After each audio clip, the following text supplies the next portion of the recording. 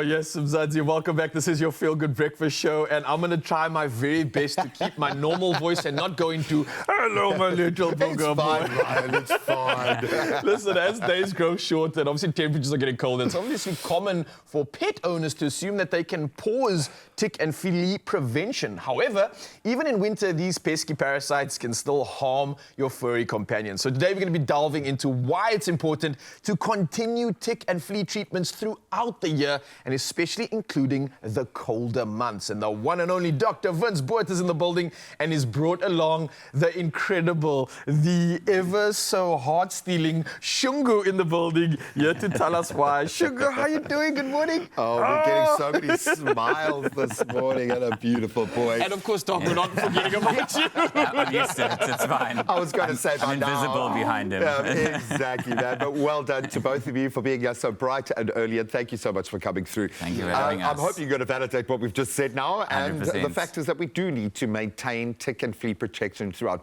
Why does this misnomer exist around winter and ticks and fleas? Because they are kind of seasonal, yes? Or do they have a hot season? So there's definitely a hot season and a cold season in essence, and it fits with what actually is happening with the weather. But the reality is that those life cycles still need to maintain in order for them to make it to the next season. And so it's, there is a time, over that time period, they definitely become less dominant in the environment. The big problem is that we've also sort of created these artificial environments within our home. And so once you have fleas in or something like that sitting in your dog's bed, sitting in their jerseys and stuff like that, the problem is those become beautiful environments for those fleas to flourish, regardless of what's happening outside. For sure. And so that's something that people often forget, and they'll pick up all sorts of things on their walk, come back and bring them to a nice warm environment. So maybe pick up an egg. Exactly. Pick up a nice egg, bring it home, and incubate it in the bed at home. And so those things, it'll continue the whole time through the season, and that's how they survive. Shungu, this is just a hypothetical, eh? We're just talking. I'm supposed to get more and more depressed as we're talking. You're fine, no, you're covered. So we can theoretically debunk this myth of fleas and ticks only being active in these warmer months, right? After that being said, 100%. Right? And the funny thing is, in the Cape, we obviously have these rains during winter, but then we have these warm days. I mean, this weekend was so bizarre because we had these really nice, felt like summer again. Yeah. And that is beautiful environment for fleas, and I've actually seen quite a few flea cases in the last couple of weeks where people even think that there's something wrong with their ears because they're scratching like crazy. Oh, wow, and then it's actually fleas. Actually fleas, so I can take on that quickly. And of course, when we do have the seasonal shift, there is a sudden arc. How dangerous is it to skip that window building into that period? Because surely you want their defenses as high as possible going into that period. Exactly. So the whole idea behind tick and flea management, Oh, no, don't apologize. is managing the whole life cycle and the whole life stage. And when you skip months, you then create a space where you create a gap for certain stages of the lifespan to actually survive during that time. And so you might have some that hatch and lay within that month you've skipped, and then you've got eggs. And so then you give the next month, and nothing's happening because those eggs are still sitting dormant, and then they're hatching afterwards. So it's really important that you're managing the life cycle throughout. And the other fleas are phoning each other like, this house is clear, It's been clear for a month, man. It's been clear for a month. Oh, sorry, I just dropped my tablet there, but I can't resist this. This happens with pups like this, man. So what sort of, let's say, signs and symptoms would you be looking out for with regards to your pet? Like if you know that, listen, we need to do something about this. This is affecting them more dramatically. I know you mentioned, obviously, the scratching of ears, but before it even gets that bad, is there anything that we could possibly look out for? So scratching and biting is a big thing, and that's the first thing they'll do. They'll often really nibble at certain areas of their bodies, and that can be an indication that there's something making them uncomfortable. So if a flea bites them, it's actually quite sore. It stings a little bit. And so they will then turn around and start biting in that area. That's the main thing. The reality is in winter, we often are a little bit more in contact with our dogs because they're snuggling up with us on the couch, or we're putting jerseys on and off them. So it's super easy to take the jersey off and just make sure you don't see anything on there.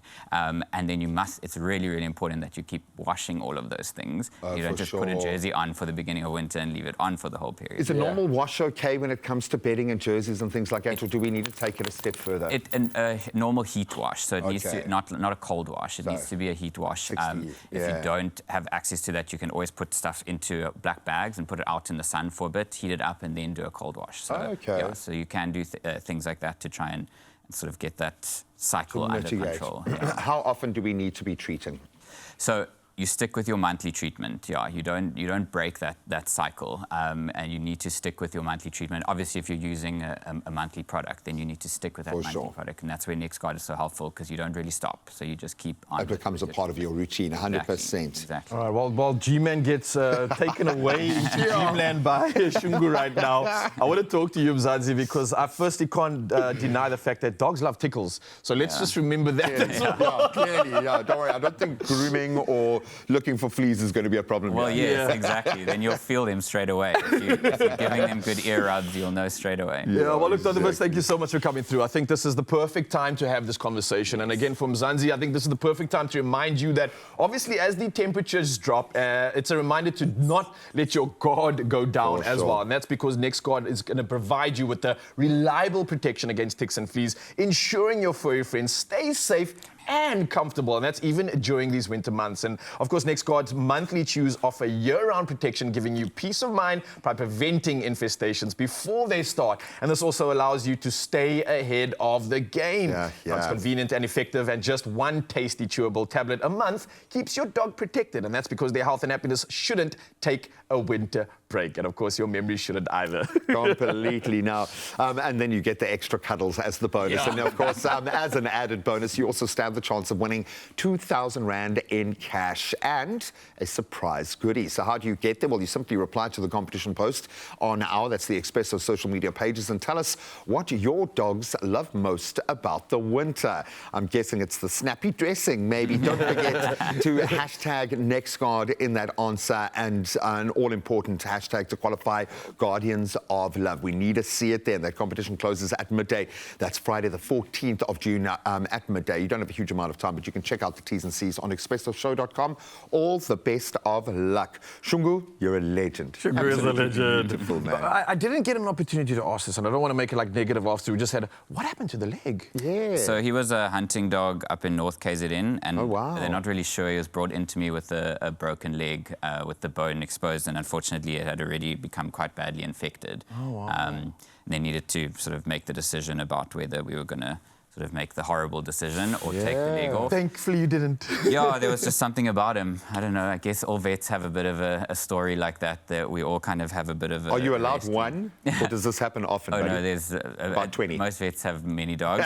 Luckily, Shungu really thinks he's like an only dog kind of dog. He goes to work with me. He's like with me all the time. And so he doesn't really think he's a dog. He thinks he's one of the people. Hence his, like, red I think after today being on live TV is more than just a dog. I think he's made a lot of people happy. So thank you so much, Shungu, for coming. And he knows how to read the room. Really He's punctuating what Raul's saying better than I am with my face, man. I absolutely love you, dog. Doc, you can stay as well. Absolutely awesome to have you. So the bottom line, don't let your guard down, not even for 1 month. That's right. So soon.